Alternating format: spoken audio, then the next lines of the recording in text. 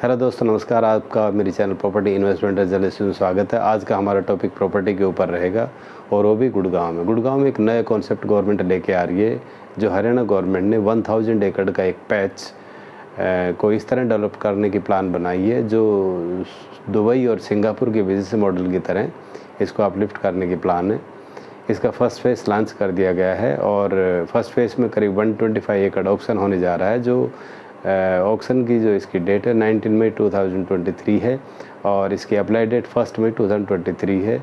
तो इसको करीब 3 फेज़ में हरियाणा गवर्नमेंट लॉन्च कर रही है। इसमें हरियाणा गवर्नमेंट में जो HSIIDC इसको देख रही है, जो एक तरह से प्योरली गवर्नमेंट इंस्टीट्यूशंस है और इसका सारा इंफ्रास्ट्रक्चर ये कंपनी, ये एक तरह से डिपार्टमेंट ही देखेगा।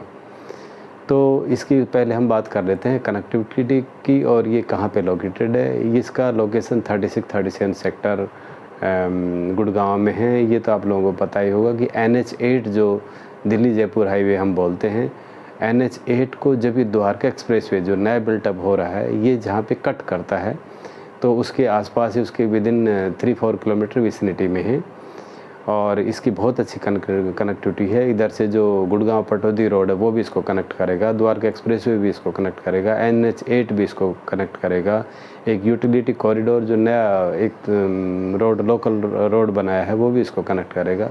तो इसकी मल्टी कनेक्टिविटी है और इसकी गवर्नमेंट ने जो प्लान की है वो फ्यूचर में इस तरह प्लान किया है कि नॉट ओनली रोड की कनेक्टिविटी होगी, इसको आप मेट्रो से भी कनेक्ट किया जाएगा। RRT जो एक न्यू कॉन्सेप्ट ट्रांसपोर्टेशन का है, उसे भी कनेक्ट किया जाएगा। एयरपोर्ट का यहाँ से डिस्टेंस अराउंड 15 किलोमीटर है और यहाँ पे एक हेलीपैड भी बनाया जाएगा। उस हेलीपैड की कैपेसिटी आप ये कह सकते हो करीब 100 हेलीकॉप्टर हैंगर में एक तरह से उसके रखने की प्लान है।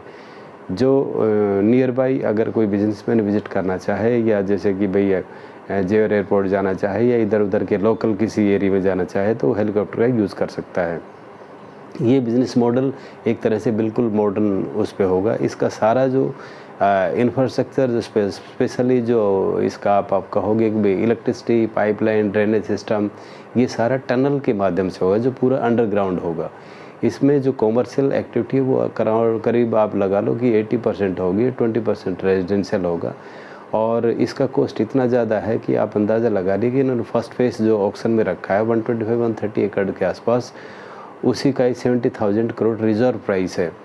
तो आप ये मान के चलिए कि अगर हम ये विजुलाइज करें इन फ्यूचर, तो कम से कम रेजिडेंशियल का जो इसका सेक्टर होगा उसकी कॉस्ट अराउंड 35,000-50,000 पर स्क्वायर फीट के आसपास जाएगी। और कॉमर्शियल का तो हम अनुमान ही नहीं लगा सकते कि किस तरह का ये बिल्टअप होगा और क्या इसकी कॉस्ट होगी। इसको एक तरह से बहुत ही मॉडर्न स्टाइल में आप ये कह सकते हो, इसमें हाई राइज करीब 200 स्टोरी के आसपास होगी और बिल्कुल इसका जो बिज़नेस मॉडल होगा वो न्यू कॉन्सेप्ट और एक मॉडर्न लाइफस्टाइल के बेस से होगा। इसमें आप कह सकते हो कि 30-35% जो ग्रीन एरिया होगा, बाकी 20% आप कह सकते हो कि रेजिडेंशियल, बाकी सभी कॉमर्शियल है। और इसको आप ये कह सकते हो कि जनरेशन, इसमें एम्प्लॉयमेंट जनरेशन अराउंड 3.5 लाख के आसपास रहने का अनुमान है। पॉपुलेशन से 5.5 लाख के आसपास इसमें रहने की प्लान है। तो ये एक बहुत ही ये कह सकते हो कि भाई गुड़गांव सिटी के लिए आप ये कह सकते हो कि बहुत ही एक ऐसा पॉइंट है जिसके हिसाब से इसकी एक तरह से पहचान होगी। इसमें एक और भी प्लान रखी गई है, highest tower in the world. इस तरह भी एक टावर ये क्रिएट किए जाएंगे जो एक इसको नई पहचान देगी। और गवर्नमेंट का इसमें आइडिया है कि करीब 1 लाख करोड़ रेवेन्यू जनरेशन करने का प्लान है। तो आप इससे मानिए कि गुड़गांव शहर को एक तरह से 4 चांद लग जाएंगे। हालांकि गुड़गांव शहर पहले ही एम्प्लॉयमेंट जनरेशन और रेवेन्यू जनरेशन में बहुत एक प्राइम पोजीशन पे है और गुड़गांव और करीब इंडिया के मेन गिने चुने शहरों में इसका नाम आता है। तो ये ग्लोबल सिटी बनने के बाद तो इसकी पोजीशन और भी हाई हो जाएगी। और इसमें जो गवर्नमेंट अपना एक तरह से पूरा जोर लगा रही है और फ्यूचर में जब इसकी तस्वीर एक तरह से 4-5 साल के बाद आपको लगेगा कि भी समथिंग न्यू कॉन्सेप्ट के हिसाब से इसको डेवलप किया जाएगा। तो यही मेरी ख़ास इन्फॉर्मेशन थी ग्लोबल सिटी के बारे में। तो मेन इसका आपको ये इन्फॉर्मेशन देने का पर्पज़ ये है कि employment generation in future Gurgaon में बहुत ज़्यादा होने वाला है, और इस हिसाब से भाई गुड़गांव में जो अपना रियल एस्टेट्स और फ्लैट्स और प्लॉट्स के रेट्स वगैरह भी काफ़ी हाई जाने की प्लान है। तो अभी प्लॉटों के रेट्स तो इतने ज़्यादा हो गए कि नॉर्मल जब तक उसके पास एक्यूमुलेटेड कोई एसेट नहीं है तो उसको लेना ही बहुत मुश्किल है।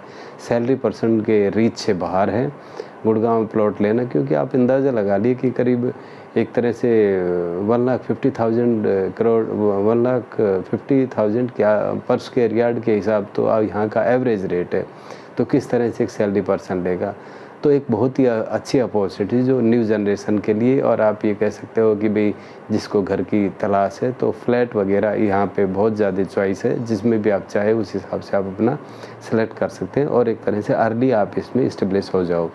क्योंकि फ्यूचर में जो है भाई बड़े शहरों की तरफ ही ज़्यादा रुझान होगा, क्योंकि वहाँ इसमें रुझान के बहुत से कारण हैं, जैसे कि एम्प्लॉयमेंट जनरेशन तो है ही है जो एक तरह से रोज़ी रोटी देता है। उसके बाद जो मेडिकल सर्विसेज है, ट्रांसपोर्टेशन सर्विसेज है, और जो भी फैसिलिटी आप मॉडर्न फैसिलिटी कह सकते हो एक बड़े शहर में होती है।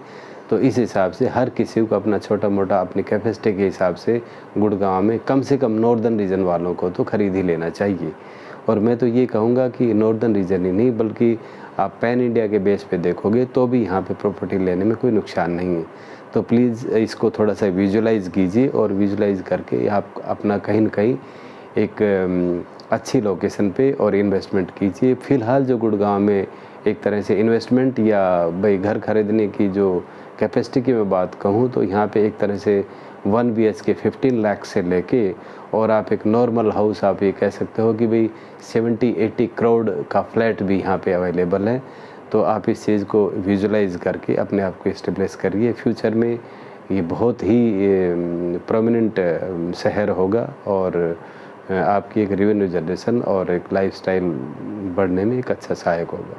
तो यही आज की हमारी इन्फॉर्मेशन थी, और अगर आपको ये इन्फॉर्मेटिव लगता है kindly subscribe, like and share the video. Thank you very much.